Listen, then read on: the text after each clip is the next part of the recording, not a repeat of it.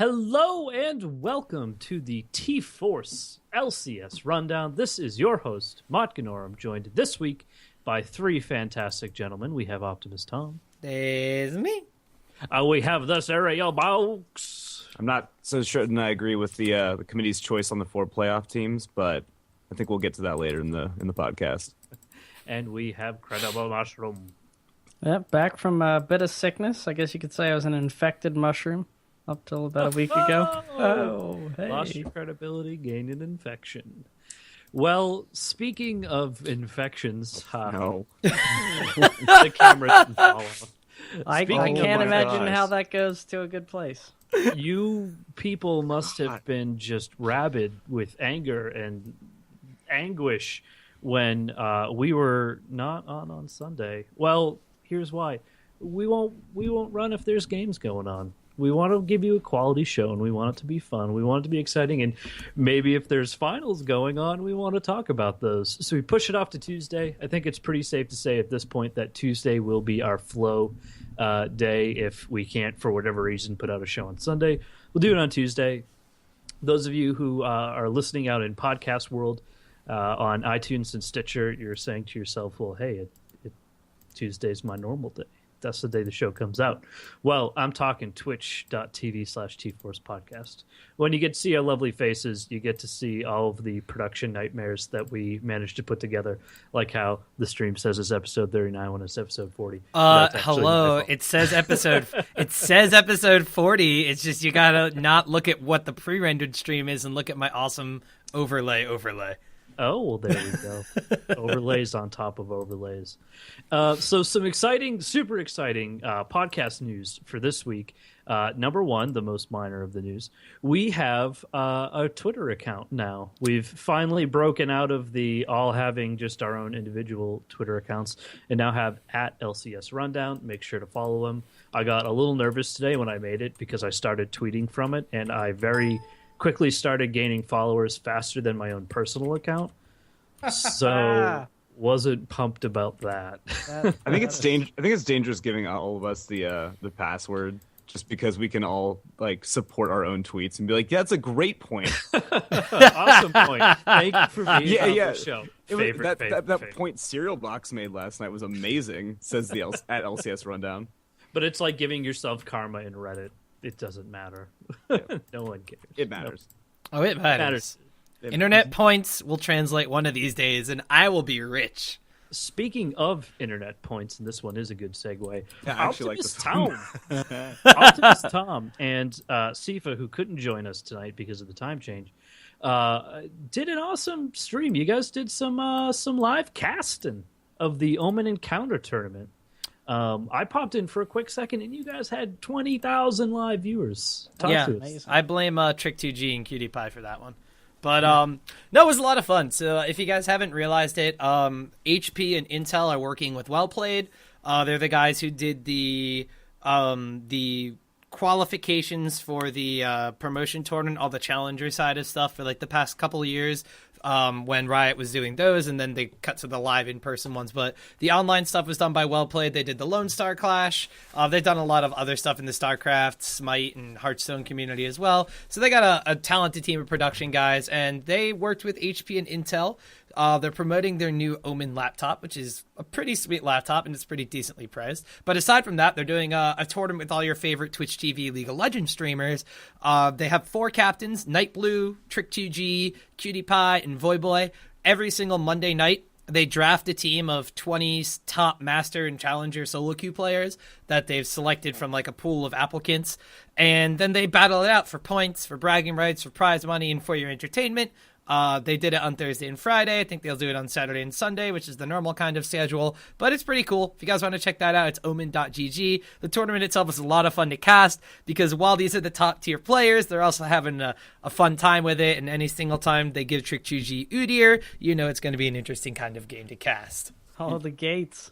The gates are open. That actually sounds like probably the best thing ever. It was a lot of fun. I can't wait.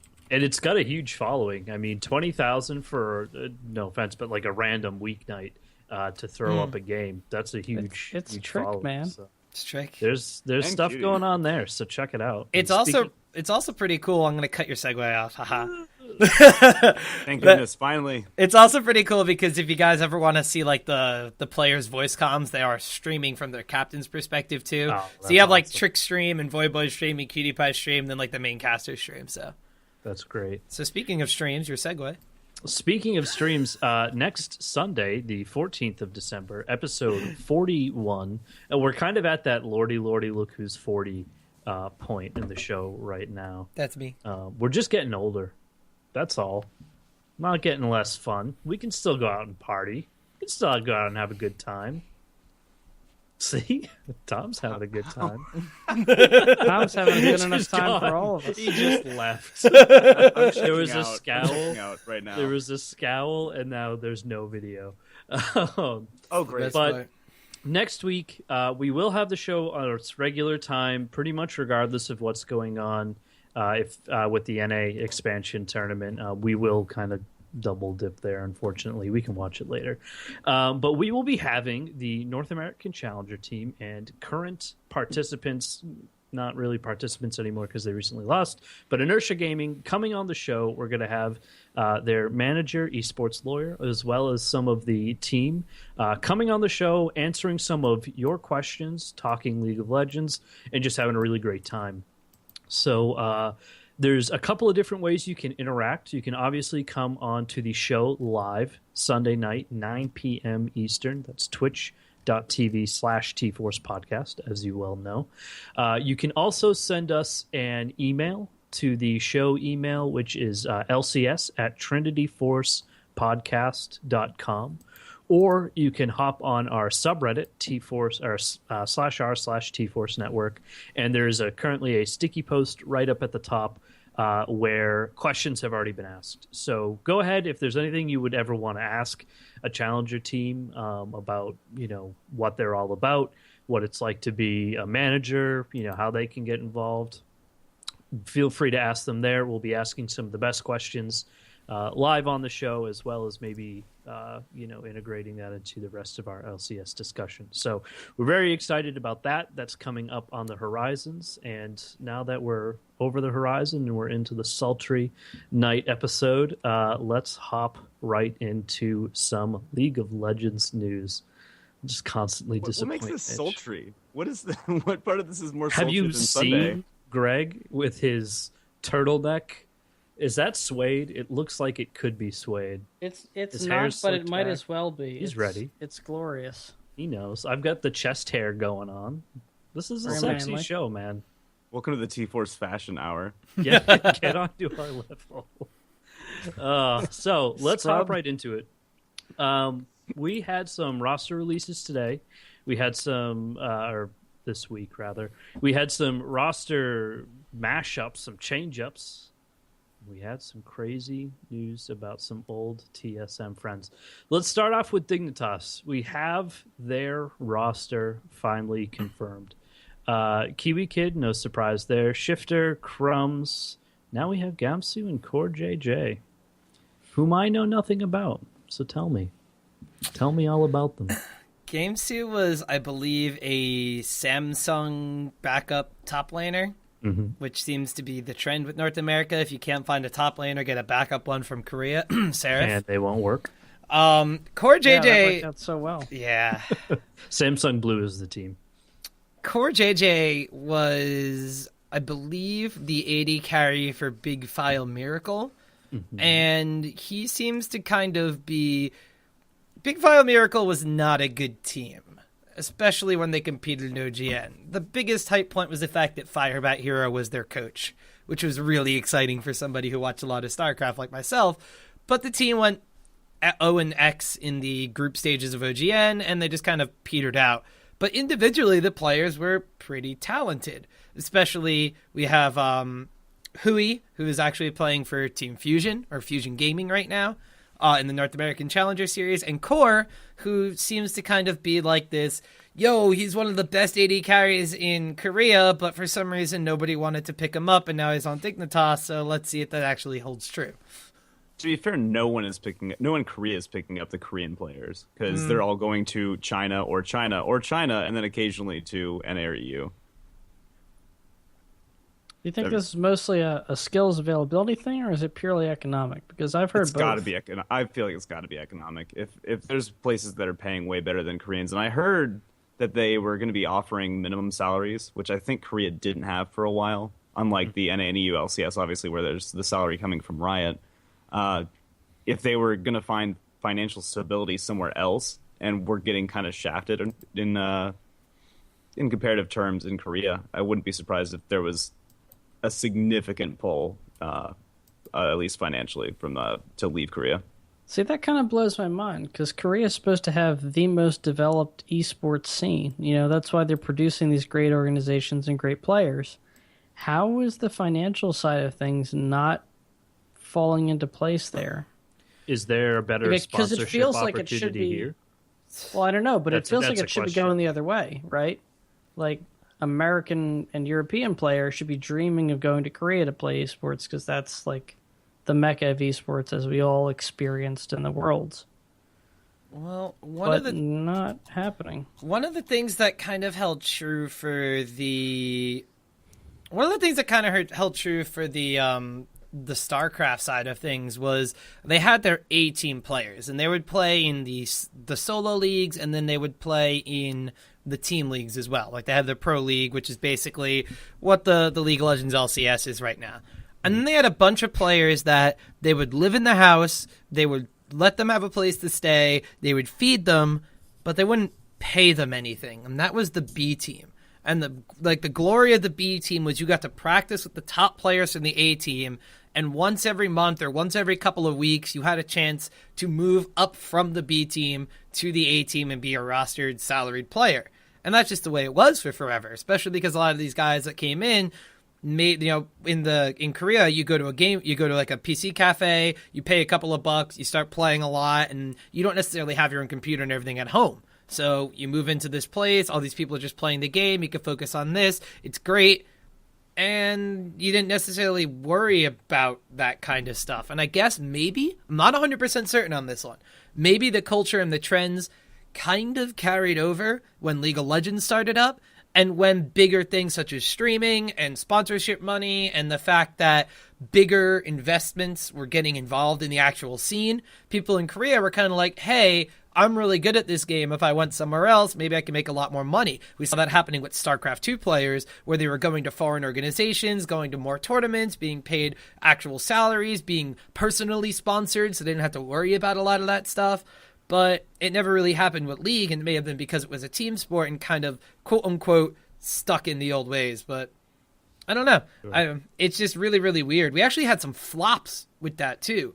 Most recently, it's not 100% announced and not 100% official, but with the great Korean migration to China, one of the things that I actually brought up was a bit of a concern was the fact that, hey, the people who own these Chinese teams have been a little bit shady in the past. Mm-hmm. And former KT Rolster members, Kakao and Rookie, are rumored to have been gotten screwed over by this, saying that the guy who actually bought them from KT and brought him over for a team, they were going to make a team with Cool, and he was going to buy an LPL spot, and blah, blah, blah, blah, blah, and it didn't work out that way. So there's always like the risk-reward kind of thing, but in this circumstance with Core and Gamesu moving over to Dignitas, I mean, Dignitas, very well-respected esports organization, has worked with Koreans in the past in multiple other esports, so definitely kind of safe place for them to go, especially if it's all of a money thing.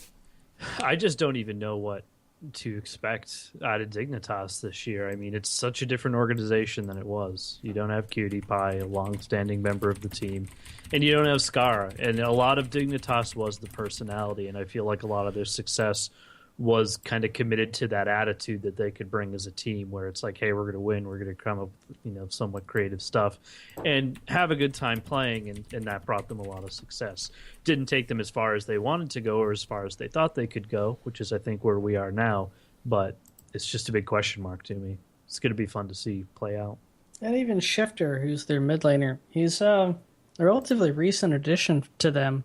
Mm-hmm. So there's no, so you can't the new LCS rules, you have to have like 3 of your quote core players, Right. and that has to be maintained. But yes, he's technically a player that has played for them for a while, but he's not really part of like I would say like the Dignitas. legacy of the organization. Yeah, the brand. He hasn't I really would argue inherited that yet. I'd argue the brand is gone. I mean, the brand It might to be. me, the brand was Kiwi Kid and Cutie Pie, and it was Skara, and it kept Skara even when he wasn't playing because he was still a coach and he was still visible with the team. And Kiwi Kid and Cutie Pie were like the best bros in the bot lane ever, just always laughing and having a good time. And now you have neither of those things, not even in a remote way. You have Cutie Pie off doing his own thing, and you have Skara on CLG, who, speaking of which, did also CLG confirm- shifter, make it happen. They don't need did to take everyone. They got They're Zion right. Spartan already. yeah, and they did confirm their roster, which Zion, Xmithy, Link, Double Lift, and Afremu. I mean, I think one of the only real question marks there was going to be Afremu. There was some talk about him in the beginning of the season, or the off season, I should say, wanting to quit. But that's the same old with him. So no surprise to see him back on the roster and going through. Are they playing in anything recently? I felt like I saw something. Alone. Yeah, they are going to Cologne, but they they can't use Xmithy because his visa or his passport isn't going to make it in time. So they actually have to use ThinkCard, who was LOL Pro, I believe. Mm-hmm. I think he was on the LOL Pro roster, and they used him as a sub when they made their great pilgrimage to Korea to practice for a couple weeks, go on a bunch of talk shows, and then come back and ceremoniously lose and get put into relegations. But ThinkGuard's pretty solid. I'm actually really I'm excited personally because I was a fan of Xmithy when he was on Vulcan and XDG. I thought he and Manclaw were probably the 2 best players in that actual organization. Mm-hmm. 2 of the most original players as well from way back during Picture of a Goose time. But we haven't seen him play that much. He was supposed to play with the Complexity Black roster. He was kind of playing with the reformed quote-unquote XDG roster. And we never really saw him compete in the Challenger circuit, really, after they got knocked out of LCS. So there's a big question mark in my head. All right, Xmithy. I think Xmithy was a really good Lee Sin, and Double Lift had a hard-on for him during Season 3 Worlds because he kept referring to him as Dandy Light, and, he's a very intelligent player, but we haven't seen him play. I don't know how he's adapt to Season 4. I don't know how he's going to adapt to Season 5. He's kind of a big question mark. I know he's a good player, but I haven't really seen anything, so it's kind of weird that they would take Xmithy over absolutely everybody else that they have the option to take. Well, you know what? With the new season coming in, all the new changes to the jungle, it's shaking a lot of stuff up. So I think going on necessarily the previous split, or even the previous entire year's performance, is perhaps not necessarily going to be representative of what these junglers are doing in the new jungle. Xmithy is a very analytical type of player, and I think if you're going to talk making adaptations to a new meta, which the new map, the new jungle monsters, the new smite mechanics, all that stuff is going to come into play, I think it's a pretty safe bet. I mean, ThinkCard is also good, don't get me wrong, but I like Xmithy a lot, and I like him on that team. I actually think the most surprising person to stay there, and I know I'm probably going to get a lot of hate for it, is Link. No, I don't think you get hate for it. I think I agree. Yeah, he was the most I don't want to say controversial, but I think the one most likely to leave of the, 3 remaining members. I know Afremu had talks about it, but I'm not. I wouldn't have been surprised if Link had left, but I'm happy he's sticking around. Yeah, I'll be really interested to see what Skara and Zion can bring to the table. I think Zion will be great. I thought he was going to be a huge improvement on Seraph in terms of somebody who can stand alone up top and actually make a bigger impact. Oh, nice day. Really did. Yeah, hopefully. I definitely agree, but I just wonder what impact Skara will have as a coach. I feel like Skara... I don't know Skara personally, but I feel like a lot of his skills and abilities in coaching people comes from a space of mutual respect. And I don't know what Doublelift is like personally, but I know he's kind of an ego. So I'd be interested to see how those two personalities clash when you bring essentially two legends on and put one in the position of, hey, I'm going to tell you everything you did wrong. And you put the other in the, yes, sir, I'll fix it for next time. I'm actually going to be very interested as to the whole strategic element that Skara is going to bring in as a coach, because the old core philosophy of CLG was there were two things. One, you could always prey on the late game, and two, protect the double lift. Those are like the go-to mantras of CLG for the longest time, and that's what actually got them back into the LCS when they were facing the brink of elimination against Curse Academy. It was the fact that they could just fall back on double lift shoulders and he was going to be able to carry them through it. It's going to be really difficult, like you said, for Skara, even though he has respect on the team. That's why they wound up picking him up. That's why the players seem to go along with everything he says. But it's going to be very difficult that once you actually get into the season and into the game to kind of break them of that habit. I know, like, it's just always been the same thing. Like, it's really difficult to say, like, oh, that's okay, CLG will be very accepting and adaptive to these playstyle changes, when for the past 3 years, they've really been about falling back on the AD carry. And now they have somebody who, Link was supposed to be this person when they originally brought him on, but he didn't necessarily pan out that way. He kind of became a supporting cast member. But now you have a top laner in Zion Spartan who is used to doing the same exact thing as Doublelift and carrying a team on his back. So how do these two kind of big players and basically solo carry kind of players clash on a team, and where does the coach come into play, and how do they put the play calls around them? That's the really interesting thing I'm going to look for on CLG. I think they're going to do fine. I just want to see, is it the old CLG that does fine and their old playbook and their old style, or is it actually something new like they keep promising all the fans? I think the biggest mistake they could do is fall back into the strict protect the double lift comp.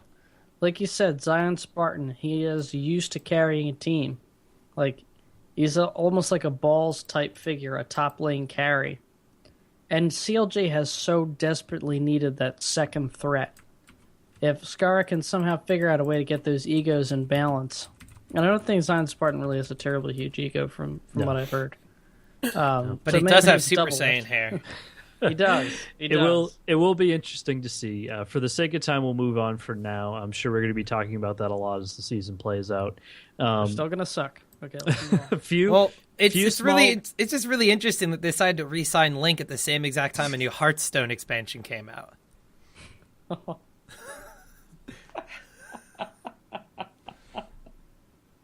Yeah. I want to slap my mic across the room, but I'm not going to. So, speaking of Hearthstone, couple of small insignificant things that came up in the news. Twitch acquired Good Game Agency, which, if you guys haven't heard of that, don't be surprised.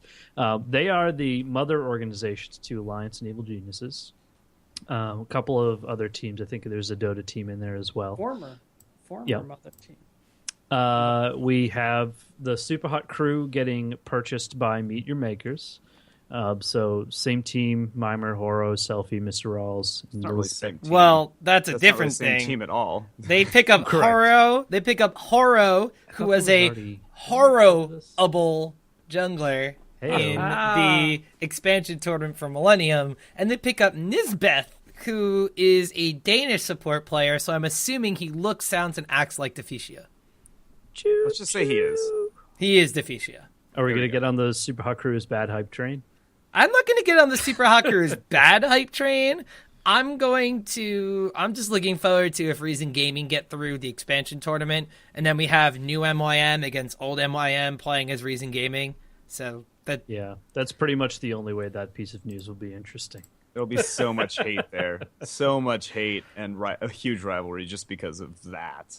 Yeah. I Speaking just of can't not get being excited about that lineup. I'm sorry. Just not there for me. I'm excited for the fact that maybe Nisbeth only speaks Danish and Horo doesn't speak good English, so we have to have more Mimer interviews. In other news, we have Chaox. This is almost a non-story, but Chaox has come out and said he's not a free agent anymore.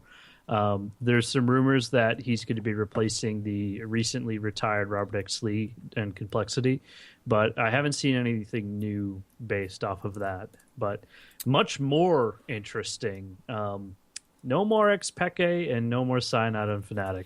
They had to concede their spot at the upcoming IEM Cologne and have been replaced by Roccat for that tournament. No, the worst part about this is the EU LCS is way less sexy now. Well, what's Shock's gonna do? Not necessarily. Xpeke. Who's she gonna flirt with?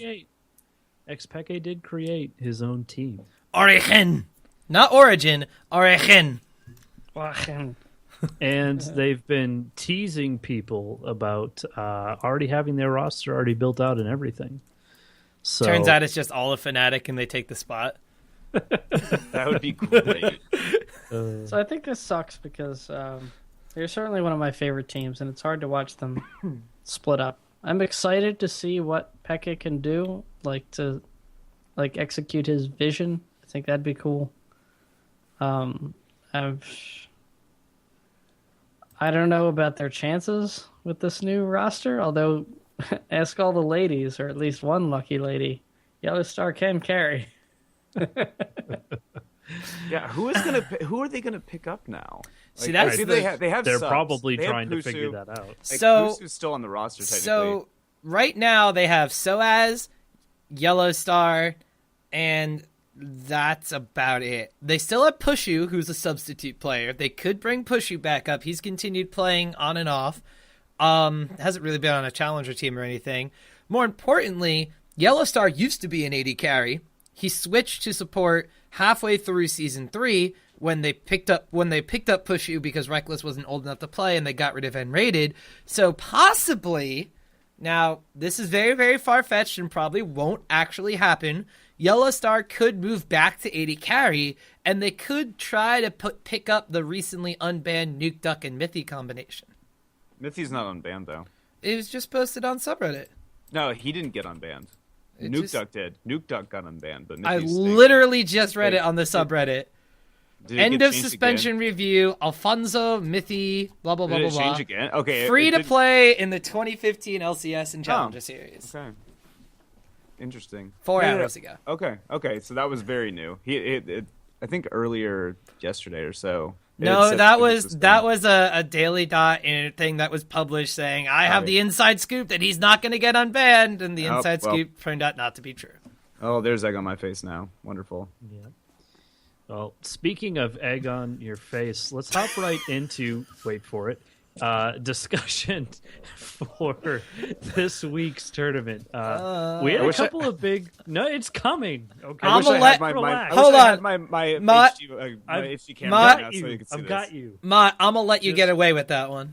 I'm putting you on my back. I'm going to carry you to this transition. The big stories from this tournament, San Jose, we got TSM's debut of Santorin. Does anybody see the egg on the face reference? No? We'll keep going.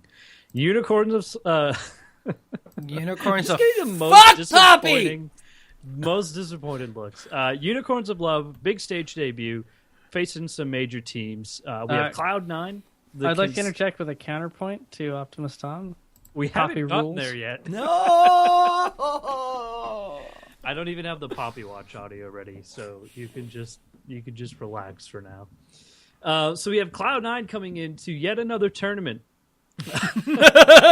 With, For all of you in podcast land, Cerealbawz has have just to watch thrown the his show. face into a pillow. I'm see trying to how smother myself. disappointed Michigan's on just every episode now. So we had Cloud9, with their same old rosters, it's still going to work out for them. These are the questions we had going into this. And was Alliance's decisions to drop tabs just a little bit too reckless? But Okay, no, here's the it thing. Here's wasn't. the thing. When you really set yourself up for one of these, you write it on the document as though it's a teleprompter. Are you fucking kidding me? No, I wrote out those questions so that you guys would answer them, and only Greg did. We have a nice Google Doc here on the show, and I go in, and as I'm watching the games, I go and I'm like, ooh, let me leave my notes. Then I put up a bunch of questions like, ooh, Let's talk about these things during the show. No one participates. Whoa. Hold on a second. My notes are very clear in there, such as Unicorns of Love, big stage debut. It says right there, Tom, fuck Poppy. I mean, we also got to remember that Mott does have another document full of segue. I just ideas Yeah. that you go with, and it's no, it's just whatever the last it's thing the you were most talking biggest about. web. It's the last I think thing you're that- a Alliance son of a bitch. So speaking of Lion, the first round of matches in this they were inconsequential. We had Lion Gaming versus Unicorns of Love. Unicorns took them in 3. We had Pain Gaming on Cloud9. Obviously, Cloud9 took them. Really not too much in terms of surprises. I guess if you wanted to micro into it, you could have said Unicorns versus Lion is kind of up in the air. But in the pre-show, Optimist Tom put it the best. These games were very forgettable. In the professional wrestling world, we call them squash matches, jobbers. Right. And what was much more interesting and had much more impact on many things in League of Legends life were the semifinal matches of TSM versus Unicorns of Love and Cloud9 versus Alliance. So where do we want to start? Because I'm feeling a little TSM passion. I say we just go down like we've got it here. Passion and butthurt aren't the same thing, man. Let's talk about... Depends which way you're talking about it. I feel fairly vindicated about this TSM situation. Let's talk about TSM versus Unicorns of Love. So, Unicorns of Love come in, and they make a splash. They win the fan vote to make it to this tournament. They get over Lion Gaming. Great. They hit TSM. Myself, and I think many other TSM fans out there, thought that this will be a pretty interesting match, but you expect TSM to win. For those of you who did not get to watch the games, or maybe didn't watch those particular games, TSM did not win. TSM did not win once. We got wrecked. They got trampled. So Party game one in this series was a bit of a very wise play out of Unicorns of Love. They ran with a jungle TF, and they managed to confuse TSM enough to make them pick a counter to TF thinking he's going in mid, and they end up taking it in the jungle, and it actually even ends up being the first blood on Bjergsen with a flash gold. And like They trotted out the bloods in a jungle row. TF, and basically they first picked it. The TSM reacted like, oh, that's just a mid lane Twisted Fate. Then it turned out to be a horse of a different color. I think the biggest takeaway from this game was TSM came into this tournament and they were extremely confident. And they probably should be, because looking at Unicorns 11 in the expansion tournament, it took the full 5 games for them to beat a subpar Millennium team that only had one strategy. And it took them 5 games, and they had to use a stupid broken champion to do it. Fuck Poppy. But TSM do this quite frequently. They head into a tournament, their heads held high, they got a bye because they were the number 1 seed out of the LCS. They strut into this tournament thinking they're kings of the world. They pick up this new jungler. There's great synergy with Bjergsen. Everybody's been streaming and having a gay old time this entire offseason, and they look really good individually. So they come into this tournament, and I just don't think they prepared well enough for the Unicorns of Love. And when the Unicorns of Love throw something at TSM that they've never practiced against before, TSM crumble against it every single time. I like using Dyrus as the example of how TSM operates, because this is extremely, extremely true. When Dyrus plays against something in top lane that he hasn't practiced multiple times, he doesn't necessarily perform that well. It's not the fact that he'll die a lot, it's just maybe if he gets the ward, he gets ganked, he doesn't know what the 1v2 gank pressure is like, maybe he doesn't know how much damage they could actually output in a trade, and he falls behind in CS because of it. But TSM, when they're faced against something non-standard, literally just fall apart as an entire team. And it showed 100% in this series. They didn't know what to expect out of the Unicorns of Love, and the Unicorns of Love stomped all over them. Yeah, I don't think this is an instance of TSM necessarily not preparing for the tournament at all. I think they were just preparing themselves mentally for Alliance, a reckless Alliance, and for Cloud9, those potentials. I think they just expected to walk over them, which, if anybody has their humble pie to eat, it is the Burger King getting crushed just time and time again, solo, by Power of Evil. I don't know if this was Power of Evil really just being better in the matchup. Maybe it was the counter pick, but I gotta feel like, knowing Bjergsen's past, he went a little bit on tilt, giving up first blood, getting a quick solo, getting solo killed by Power of Evil. I think just after that, the shot calling fell apart, and his overall performance fell apart. Power of Evil was just really aggressive. A lot of the they played lane LeBlanc was too. Yeah, we saw LeBlancs, we saw Syndras, that sort of thing. And a lot of the early lane was often determined by him, like, for instance, going for a deep flash auto attack just to make sure that the Ignite will get that final tick and have him pull away with just a sliver of health. And Power of Evil kept doing that over and over again very early on in the series and early on in the lanes of each of the games, unless there was a gank coming in, which there wasn't because of Santorin. So, basically, it's weird because Bjergsen, normally you're seeing him more aggressive, but I feel like ever since he's come on to TSM, he's played a lot more passively in almost every game that I've seen, compared to his previous team, where he was in more of like a actual carry role, like the standout star of the whole bunch.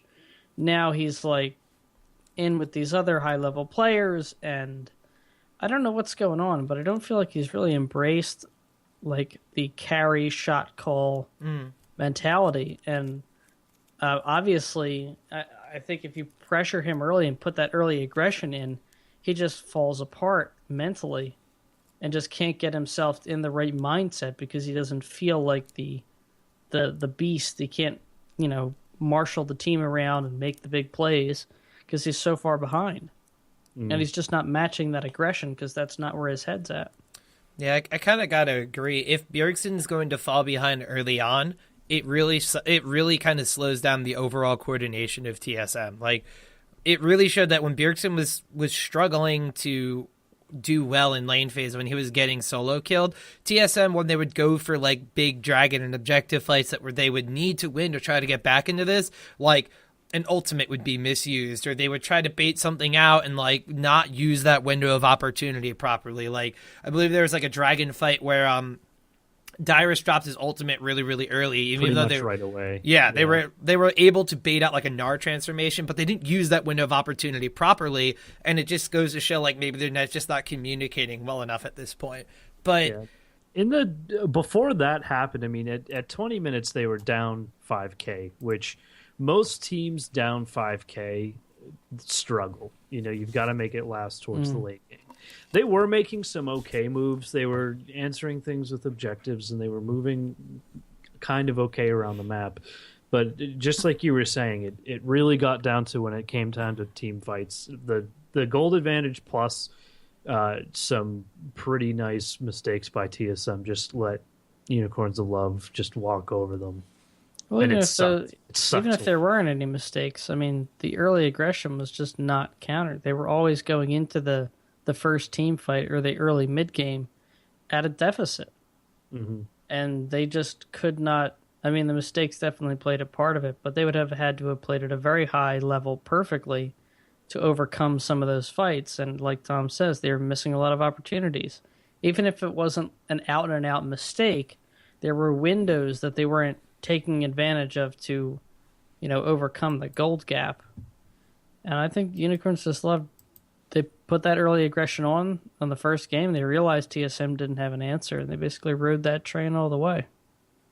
Some big questions that I have about Unicorns of Love after seeing the games that they played in this tournament is, obviously they can make, some pretty crazy picks and some pretty crazy plays to get those advantages. But is this a format that's going to work for them in the standard LCS play?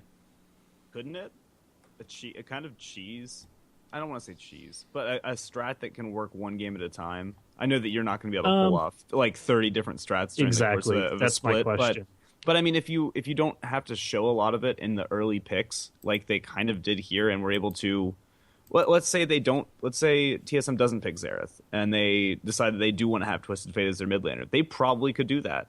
They could probably have adapted that middle of pick ban phase, and if they know what they want to do, they could have like 6 different branches off of just their first 2 picks, and maybe. I don't know. I'm thinking of the best possible scenario here, where they have an insane amount of planning that's already gone. You need a pretty ridiculous. This is just one of them.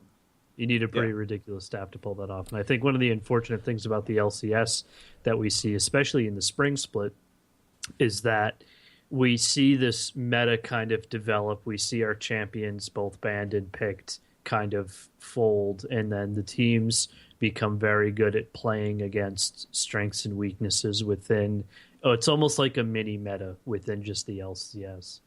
And if a team like the Unicorns of Love can challenge that and be successful with it, even if it's inconsistent, even if they don't find themselves in relegations, I'd say that's a major success for a team. Well, it's also a feather in their cap for the actual games. I mean, how do you prepare for someone that's willing to first pick Twisted Fate, only to have it go into the jungle and then counterpick your mid lane? If they're willing to be that on the spot, I mean, I'm sure they planned it somewhat ahead of time, but that still requires a lot of in-the-moment adaptability. That's very difficult for these teams to prepare for when they're used to plotting. I mean, each team has their own strengths and weaknesses, but like you said, there's a meta. It's established. If someone's not even bound by that structure, and that's the only team, like, these analysts are going to be a little out of their element here. I mean, how do you predict the unpredictable when you spend like 2 or 3 splits going after the same teams with the same meta picks and understanding sort of like the tactical wheel of the game? It's a new season. New season. What do you got, Tom? I hate to be season on top of that. I hate to be the Debbie Downer in this situation, and as much as I'm really excited to see the Unicorns of Love bust out something fairly strange and have it work, Poppy. And not have it be Poppy for once. 80 carry Poppy. 2015. No. But I really do have to say, while everybody is thinking in their minds, like, man, this is going to be great. You know, they're going to break the established meta. Like, they could pull out anything at any given time. I just want to kind of point out later on in this tournament when they played in the finals, I guess it's, jumping ahead a little bit. I mean, everybody knows Cloud9 beat Alliance, but... What? Cloud9 was able to identify exactly what Unicorns Love were doing, which was abusing Devourer build junglers, and they banned out Kikis, and then Kikis had to play Xin Zhao, and Xin Zhao is a character with very, very little to no mid to late game presence, and Cloud9 was able to absolutely destroy them because of it, and that took place over the course of 24 hours, not an entire spring split. So I hate to be the bearer of bad news. The Unicorns of Love have tricks up their sleeve. They have a card up their sleeve.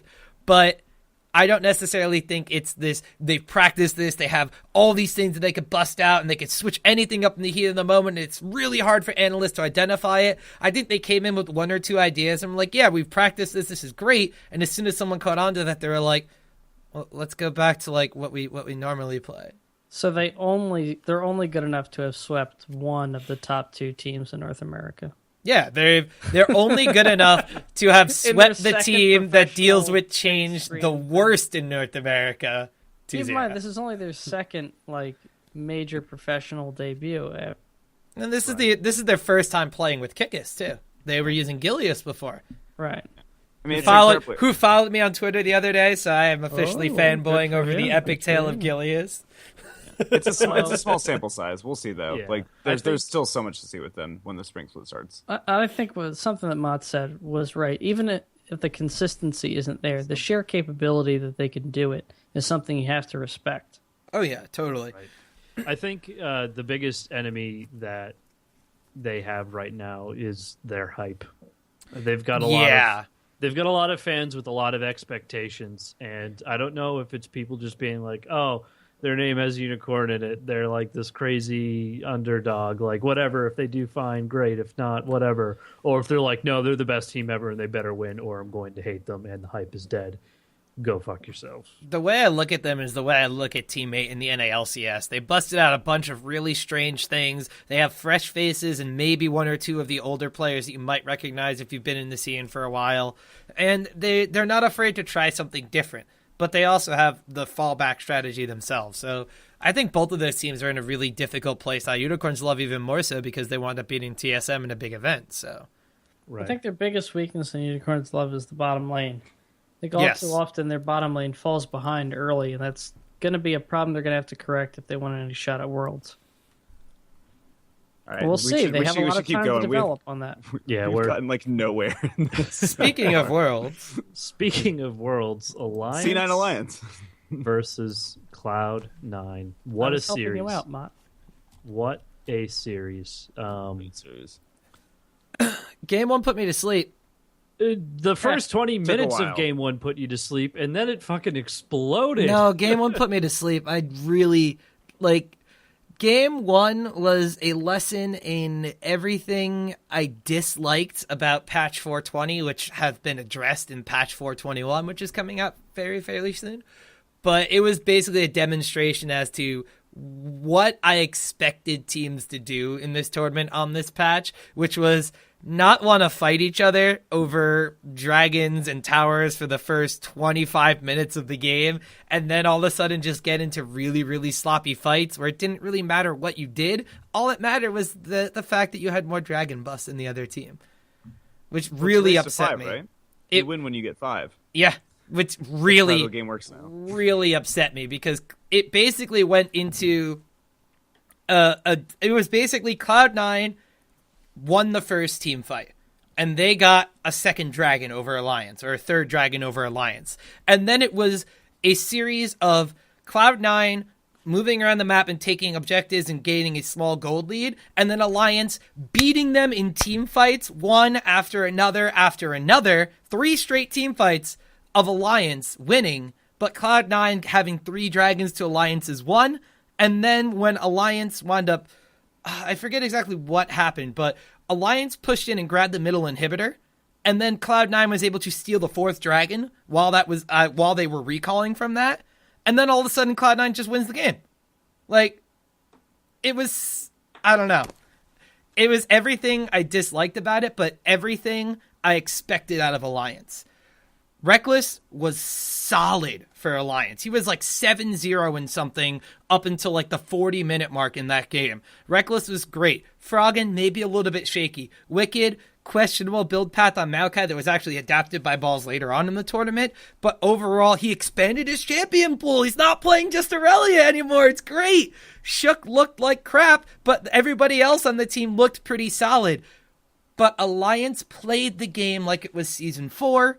Cloud9 played the game like it was Season 5, and Cloud9 came out ahead because they knew what the new patch was, and Alliance looked like they were still playing the same game as last year. Which fits into their profile of not switching metas very quickly. Mm-hmm. That's been Alliance's problem for a long time. Reckless, I like. I always love Reckless, and he came in, and he just, like you said, Tom, just looked freaking fantastic. He did get a quadra kill. How do you guys feel that pickup is going to benefit them? I mean, there's a lot of questions, I think, with Tabs and whether or not it was going to be worth it. It did cost them a pretty significant amount of money to get Reckless. So this is kind of I guess you could look at it 2 ways. This is bolstering your team with one of the best AD carries and also dismantling the other team that contests you for the best team. I think the best part about this is when you bring in a new player, there's an air of a fresh perspective that gets brought into a team. There's a revitalization, and that's what Alliance needed. They got to Worlds, which was their main objective of the last season, and then they lost to Brazil. So bringing in a new, fresh perspective who, granted, at the same exact time, Reckless lost to a failed backdooring attempt on an OMG squad that was not performing extremely well. But still, you bring in a fresh perspective, and the way that Reckless looks at the game and the way that Reckless plays the game is very similar to the way Froggen does. Like, Froggen just crams games over and over. He never gets tired of practicing and trying to get better at champions and trying to get better at the game, and just farming. on a personal level, and farming. But Reckless is the same kind of mentality. So you bring in this new face, everybody gets revitalized, everybody wants to play the game. So you have like this big community of like, yeah, we want to get better, we want to play this game. But I think whoever their analyst is at this point in time really needs to try to get through to them, hey, this isn't the same game you guys have been playing for the past X amount of years. You really got to play this more as a team-oriented game. And the fact that the jungle role is so much more important, and they have Shook, who end of season 4, really great jungler, took him a split and a half to get there. And now you're completely changing his role all over again. And he had his Elise. His Lee Sin maybe not as strong as Evelyn, probably non-existent on this patch, but he had his Elise back, and he didn't necessarily look comfortable in that series against Cloud9. He was out-jungled by far by Meteos, Meteos looks like the best jungler in both LCSs right now. Like, holy shit, he looks good. And Speaking of Evelyn, just one quick thing. It shocked me to see a pro Evelyn pick. You know she has like one of the bottom 5 win rates of any champion right now? It's crazy. It's just the fact that she was. Lost. I don't know how to describe what Evelyn did before that she doesn't do anymore, but it's just the fact that like, I don't know. People just adapted around it. It's not even her that. kit synergizes anymore, and on top of that, the jungle changed, so her clear sucks now. I honestly think, it might just be the fact that Elder Lizard doesn't exist anymore. It was something that synergized with her hate spike or Q really, really well. Until they changed it to magic damage. And until they changed it. And then all of a sudden, that item doesn't exist anymore. Her clear speed is severely hindered. She doesn't have a clear item build path. She's kind of in that weird place that Elise was at the end of last season. But without the tankiness and escapes. Without the crowd control and the switching forms and the ability to jump over walls and the everything that makes Elise strong. % health damage. All right. Sorry. Go ahead, on.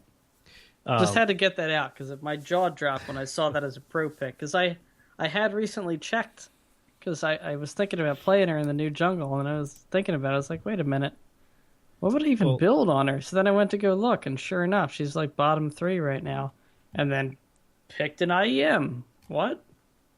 Right. I mean, speaking of bottom, Sneaky really impressed me this series. I mean, I think in the I'm with it's you. an all right one.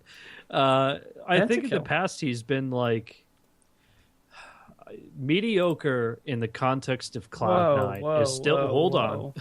Mediocre in the context of Cloud9 is still an amazing player, but he was never one of those players who consistently blew you away every match. He stepped up when he needed to, but you could easily forget him in a game.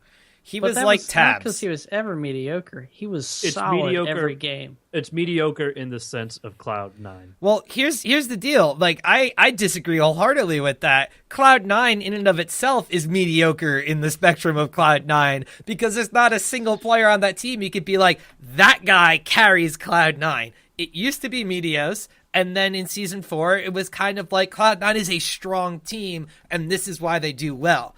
Balls grabbed a lot of attention. Balls could never, like, here's the thing. Balls was never a guy that I was like, if Cloud9 are in a hole, Balls will carry this game for them. It was always Balls did well, and that let Cloud9 control objectives and take the game. Right, and he drew attention to him. You needed to have a solution for Balls. Yeah, you needed a ball solution. While sometimes, if you focus on your opponent's balls, that might be your game plan. But the thing of it is, like, focusing on balls, and the thing was, Balls was never... Fox is going to gouge his own eyes out here. Balls was never the player that, like, all right, you're going to camp Balls and you're going to give up objectives. They would still kill him. They would still gain things off of going up and camping Balls' lane. It wasn't like... You can exploit Balls, but that only goes so far. Yeah. And I kind of feel like Sneaky was Tabs for Cloud9. Tabs put up great numbers, but was overshadowed by the hype around Shook, was overshadowed by the fact that there was Froggen, overshadowed by the fact that Wicked played Aurelia, and that was about it. There were so many things that overshadowed Tabs that by the time we realized Tabs was really, really good, they had dropped him for Reckless, and people were kind of like, oh, well, that makes sense. I never really noticed Tabs anyway. But now Sneaky Tom, are you honestly saying that Tabs and Reckless are in the same level? I'm going to say that if Tabs had the motivation that Reckless has, he would still be on Alliance. If I had $1 million, I'd buy my own LCS team. Sure, why not? Let's call it the Unicorns of Awesome. But Sneaky, but he doesn't have that motivation. But Sneaky, motivated to carry. Sneaky, on the other hand, was always a solid AD carry, and he put up numbers better than some of the more reckless AD carries like Vasily and Turtle. He was really good in lane, and it showed during his CS differential stats at Worlds that he was on the upper echelon of outlaning his opponents. So he was getting all these silent advantages that in the later stage of the game, it just looked like, oh, hey, Sneaky joined the fight, he picked up kills, that's what the AD carry winds up doing. Now, in these circumstances, it looks like, hey, Sneaky is really a force to be reckoned with, and if they don't pay attention to that bottom lane, he's just going to win the game for Cloud9. Like, there's just more spotlight on him now. Like, I don't know how else to... Like, he's not doing anything different, but people are just kind of like, oh, man, like, maybe we should deal with their bottom lane. I think it's a lot to do with the meta. Like, his Corki is ridiculous. And now Corki's in. Like, the mid-game AD carry power spike kind of thing. The caster AD carry. I feel like that's Sneaky strength more than, like, or auto-attack reliant late-game hyper carry. It's not that he can't do it. He certainly can.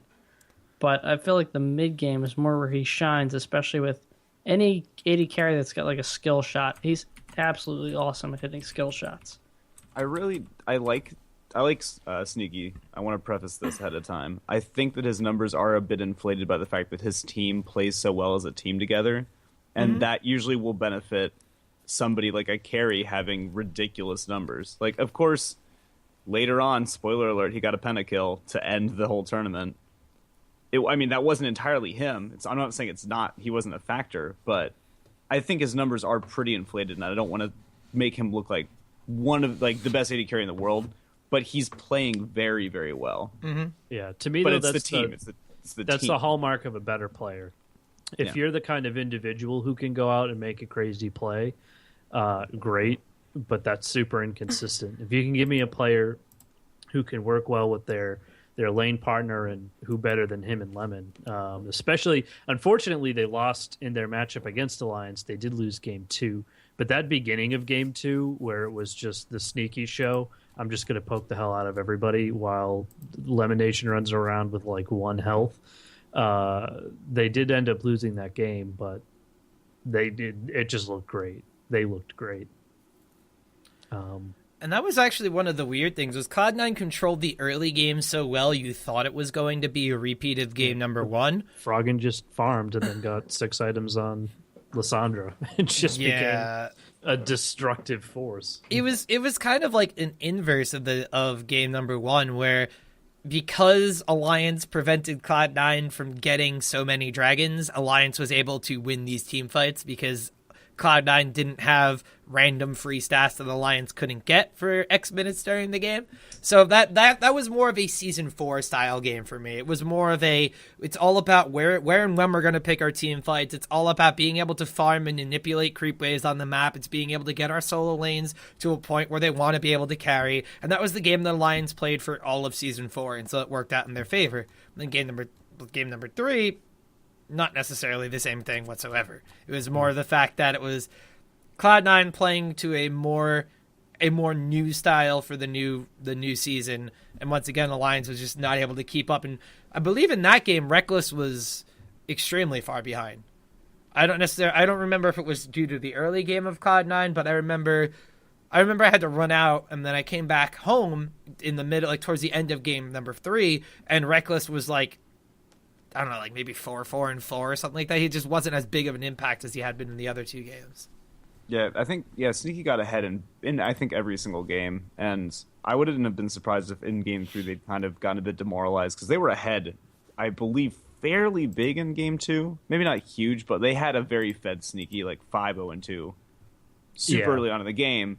And then you have Alliance come back and win that. You might get a bit demoralized. Instead, C9 keeps that same advantage. I think Sneaky actually got like Infinity Edge when Reckless was sitting on maybe just BF and Pickaxe, which is, I mean, it doesn't sound like a lot, but it's still a pretty big deal getting that combined. Having those very, very nice crits coming out. Huge crits. Huge crits are ridiculous because it's not, you don't have a T-Force matchup down bottom with Lucian versus Graves. It's both rush Infinity Edge and try to duel the hell out of each other with crits. Yeah. The game 2 breakdown for Alliance came after a pretty significant fight. Balls went a little bit too deep. Looked like Alliance wasn't communicating. Went a little balls deep. And they ended up losing. Cloud9 ended up losing 3 kills for 1, and the dragon, or they got the dragon, but that was kind of the turn for them. Meteos started to get, actually really uncharacteristically just kept getting caught out time and time again. And Alliance just capitalized. And to be honest, that's what I expect out of a team. I want to see them be able to capitalize. I want to see them to be able to push it. And they did so well. It was a great matchup. I thought that 3-game series was the best game series in the entire tournament. It was the best 2-game series in the entire tournament because game number 1 I fell asleep for. Yeah, but if you were intently watching it, it was cool. drama. No, It was drama. All right, It was. TNT knows drama. You can say game number 1 was map movement and rotations, but it was like one team going like, "Oh, I'm going to go towards this tower," and the other team was like, "We should go not by that tower." Okay, we will let them take that one. Oh, we're going to go towards dragon. Oh man, they're going to dragon. We should go across. Let's not go by dragon. It was a game of crappy rotations, and everybody looked like they were just getting off on their feet. Game number 1 was like positive spin on that is that it was chess movements. It was not chess movements. It was like 2 4-year-olds playing Stratego when they knew what the other people had. Like they turned the pieces around the wrong way. It was like it wasn't like technical strategic rotations. It was kind of like both teams didn't want to fuck up against each other, and that's what the beginning stages of that game was. It set the precedent for remaining 2 games to be pretty solid for the matchup, but like if you cut that game in half, if you just took that game from the 30-minute mark onward, sure, that was a really great game. But the first part of the game was just like crap. Yeah, it was just a shit show. You didn't see first blood until 20 minutes. It was everything I hated about what I thought was going to happen in that series. Can we get to the finals before we even forget that it happened? To be honest, you probably could. I mean, It's whoops, sorry, if good talk. Good talk. That'll be our podcast. If you're confused about the numbers, Cloud9 did take them in 3.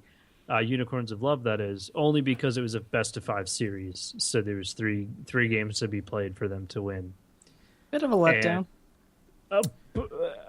I kind of expected it. I expected the outcome more than I expected it against TSM. I thought it might be a little more entertaining than it actually turned out to be.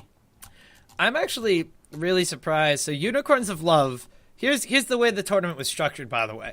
You had the 2 quote-unquote play-in matches where you had Unicorns of Love playing against Lion Gaming, and then oh my god, can we call them Leon yet? Jesus. Leon, Lion, whatever. They have a lion as their it doesn't matter. No, it's Latin American. Win a tournament, and then I'll pronounce your name. Did you Then not Skype chat. Pain, Put it in there. So Pain Gaming. Well, I can't do that because then it pops up on the stream. But Pain Gaming played against Cloud9. So we had the two like play-in rounds, and then you had Unicorns of Love play TSM, and that was day 1. And then day 2 was Cloud9 versus Alliance, and then Cloud9 versus Unicorns of Love. So there was 24 hours in between for Cloud9 to not only finish preparing for Alliance, but potentially prepare for Unicorns of Love in the finals, because they knew they were going to play them if they won, whereas Unicorns of Love had to prep for potentially 2 different teams. Not only that, but Unicorns of Love had enough time to go home, read Twitter, buy into their own hype, and lose all their momentum from their previous matches that day, which makes me fear for the LCS potential of Unicorns of Love if they are that much of a momentum-based team. because like they walk over Leon Gaming, the hype feeds into a TSM matchup. TSM maybe played a couple warm-up games, but Unicorns Love was on the stage already. You know, they kind of had like the juices going. They get into that matchup, they stomp so TSM. Many assumptions happening right now. This is But amazing. I feel like the low end of the LCS, EU LCS pool is going to be a nice picking ground for Unicorns. It's going to be a chance for them to apply their fun pick style of gameplay to actual sustained game after game after game LCS style of gameplay and find themselves hopefully not on the relegation deck. I'm not expecting them to go to Worlds. I think if they go to Worlds, they're probably just going to break off as a team and get picked up by teams who have a lot more money. I don't necessarily feel like they're going to be a Worlds contender just yet. I mean, it could be they have the potential to get to that point, but you're saying I'm going through a lot of speculation, but tell me Unicorns Love that played against Cloud9 was the same team that played against TSM, because they did not look the same at all. I'll give you that, but I think your reasoning is almost certainly flawed. I like So it. what Hype? was it? Yeah. When you go from having less than 1,000 followers to 10,000 followers in 14 hours, like The crowd was into it too. when you're beating TSM and Reddit, the top of Reddit is Bjergsen sucks, Power of Evil is king of the world, blah, blah, blah, blah, blah, blah. Like, you're going to get a little full of yourself. Right. And I think that's going to be their downfall too. But to cut the conversation short, that is going to be the downfall of this show. Episode. Whoa, hold on. You're not going to cover the most important match of the weekend? What The was one the that I'm most- sure you were watching, just the one that Saint Vicious got to come back and captain and win $10,000. ARAMs. I figured you would have been all over that. Actually, Saint Vicious impressed me with his shoutcasting. I thought it was pretty insightful. I listened to it and I thought it was great. The only thing cool that came out of the ARAM was that like 30-second clip where all 6 casters casted like they were yelling. Korean. Whatever, ARAM is ARAM. I don't know. I still kind of feel like if we go to the actual big match, which was the finals, Cloud9 just seemed to have the research down pat for Unicorns of Love. Like Right. they knew that that's Kikis was only going to be playing Devour junglers. They forced him onto something like Xinjiao, and Meteos was Meteos, and that's why he was really, really good this tournament. He looked like one of the best junglers again, like he did Lee when Sin. Cloud9 first got in. 3 Forgettable straight games. games Lee Sin. God, and that kick by Red Buff Oh my in God. Unicorns Yeah. of Love In jungle. Third game, yeah. Third game, he sets it up, sacrifices himself, and gets the 4-man knockup for Cloud9 to clean up the fight. It was Holy beautiful. shit. Hashtag Media's big plays. Yeah. That was... All right, so wrapping it up, right? LCS expansion next week. Yes. That's all we got. That's all we got next week, guys. We'll know the last 2 teams coming into NALCS. Very And cool. The interview with Inertia Gaming. Yes. We've got that too, which is kind of a thing. We do have that. And of course, you can submit questions for that discussion. You can find that either through our email, lcs@trinityforcepodcast.com, along with any feedback you have on the show. If you got any thoughts about how bad I transist onto things and all of the Box is terrible, just going to light up that email. all of the box. terrible outros that we try to put together. Transist a word? No, No. well, it I don't is, think it's but a not in word. the right. It is, but not. I don't think it's in a that- word. Not in that context. No, not in the context. It's not. Transit I'm might be. Transit possibly might be a not word. any word. I don't think it's a word, man. We'll do that's on the words podcast after the fashion one. Syntax, transistor. vocabulary. To transist, is that a thing? We'll figure that out later. That's something for episode 42. So 41? Yeah. Question submissions are going to be through email, also through reddit.com/r/tforce network. If you're not on Reddit, I don't know who you are. You're not a real person. And